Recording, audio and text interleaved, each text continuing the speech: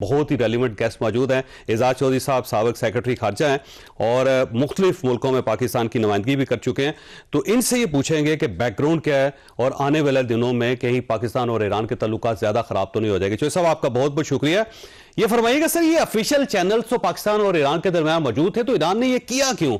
आपकी gut feeling क्या है?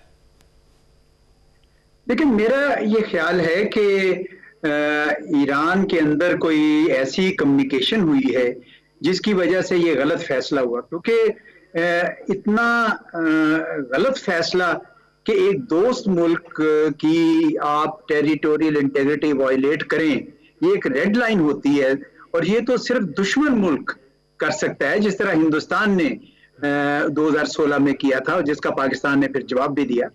तो ये इतना दुश्मनी पर मबनी इक़दाम करना बाइसे हैरत है, बाइसे तशवीश तो है ही, लेकिन बाइसे हैरत भी है। अब अंदर मुहर्रकात क्या हुए, क्या ये किसी लोकल कमांडर ने कर दिया, क्या इसको ऊपर वाली अथॉरिटीज की आशीर्वाद थी या नहीं थी, और क्या कोई रोग नॉन स्टेट एक्टर ये काम कर रहा था?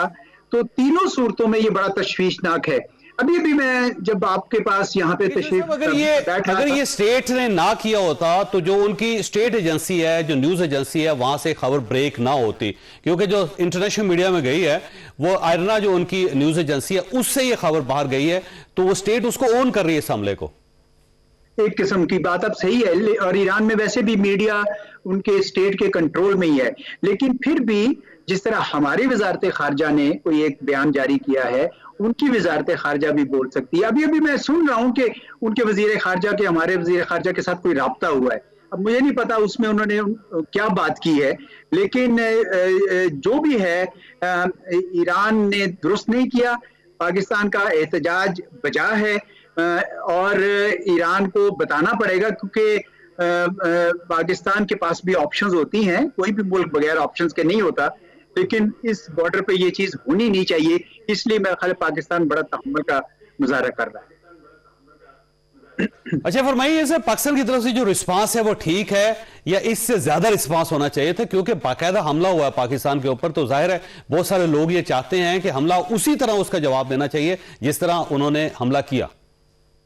मैं नहीं समझता कि टिट फॉर टैट इस तरह करने से बहुत नुकसान हो सकता है और कोई जंग छिड़ सकती है।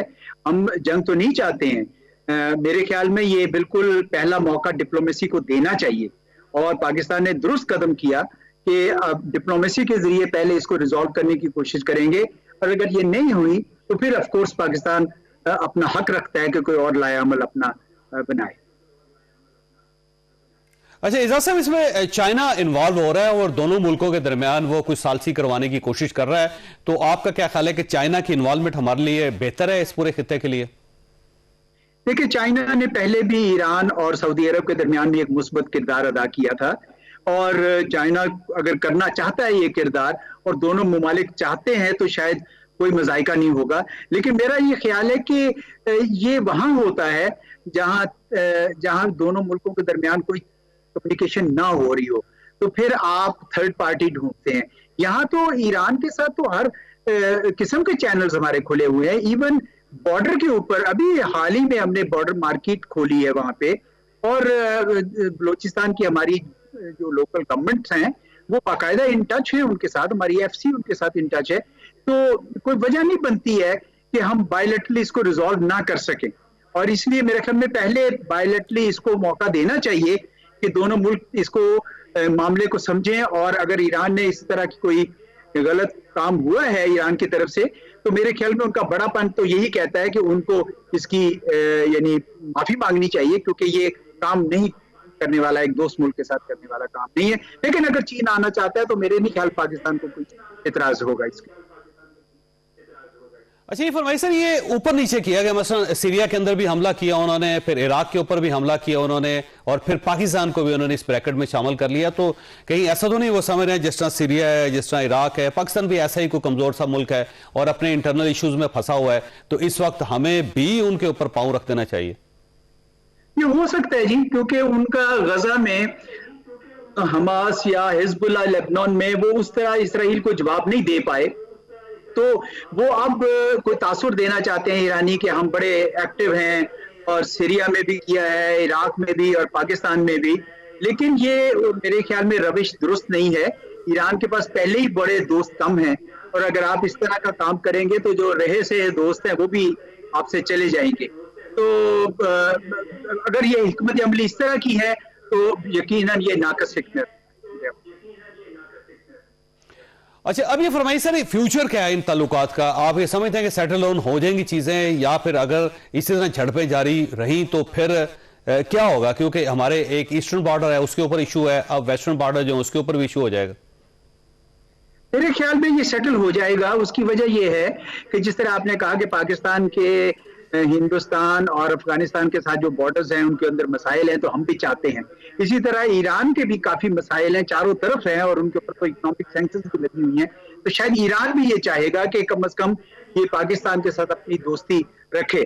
तो अगले यानी 20, 22, 35, 40 घंटों में मेरे ख्याल में राब्ते होंगे दोनों हुकूमतों के दरमियान, और उसमें ये सुलझाव की तरफ जाएगा मामला। वैसे अफनान साहब, ये फरमाइएगा कि आपके हेल्थ फैसिलिटीज लाहौर में वाकई कम है। अगर होती तो मियां नवाज साहब, मियां शहबाज शरीफ साहब, मरियम साहबा, सब लोग यहीं पे इलाज करवा लेते, लंदन ना जाना पड़ता। तो अब पाकिस्तान पीपल्स पार्टी लाहौर आके ऐसी फैसिलिटीज क्रिएट करनी पड़ती है, करना चाह रही है कि आपका इलाज यहीं पे हो जाए।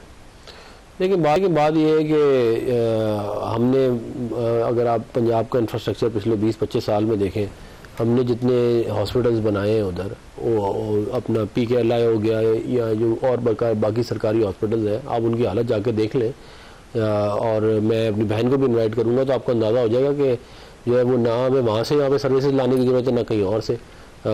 लेकिन हमारा प्लान ये है कि इंशाल्लाह हमने जो लाहौर में हेल्थ सर्विसेज मिल रही है, हम उसको रेप्लिकेट करके। एक चीज है कि लाहौर ज़ाहिर पाकिस्तान मुस्लिम लीग नून का गढ़ है, लेकिन बिलावल साहब ने सबसे अच्छे जलसे जो लाहौर के अंदर किए। आप लोग किसी नजर नहीं आ रहे? बिलावल रोजाना नजर आ रहे? नहीं, वो आप मरीम नवाज साहबा की कल की जो जोहानाबाद में और वो दुलम और बाकी जगहों पे जो गई हैं, आप उसकी मैं वीडियो आपको भेज दूंगा, आप देख लें। लेकिन बात यह है कि हमारा मुकाबला ये कोई भी नहीं कर सकते। उसकी वजह यह है कि देखें, हम परफॉर्मेंस में बहुत आगे हैं। हमने 16 महीने आपका सारे दुनिया वो 16 महीने तो आप 16 महीने आप उससे पहले के जो अदवार है उनको भी तो गिने ना। और जो बाकियों ने 10-10 साल लगा लिए हैं, उनका उस सूबे का असर जाके देखें। आप पेशावर का असर जाके देखें, पूरा टूटा हुआ नहीं है। तो आप मैं गया था, आपको लगेगा कि आप पता नहीं कहाँ आ गए। 10 साल के बाद ये हाल है। और आप जाके लाहौर को देख लें। आप लाहौर छोड़ने में कहता हूँ, आप मुल्तान को जाके देख लें, फैसलाबाद को जाके देख लें, रावलपिंडी को जाके देख लें, आपको पता चल जाएगा कि काम कहाँ हुआ है, कहाँ हुआ। तो हमें परफॉर्मेंस के ऊपर हमारा कोई मुकाबला नहीं है। बाकी अगर इशू कहाँ है, मुकाबला कहाँ पे? मुकाबला को नैरेटिव बना ले, कहानियां शानियां बना ले, लोगों को बेवकूफ बनाने के नैरेटिव में आप बात खा रहे हैं, यानी बेवकूफ नहीं बना पा रहे हैं, बेवकूफ नहीं बना पा रहे हैं। और दूसरी दोनों पार्टी से काम कर रही है आपका, मतलब कि मैं बाकी लगेंगे अपने हिसाब किताब से। देखिए, बात यह है कि मैं आपको प्रोजेक्ट अगर गिनाऊं, आप छोड़ें, आप हमने पंजाब में क्या किया। हमारी ना सिंध में हुकूमत है, ना हमारी सिंध के अंदर लोकल बॉडीज में हुकूमत है, ना प्रोविंस में हुकूमत है। कराची का जो ना टर्मिनल PMLN ने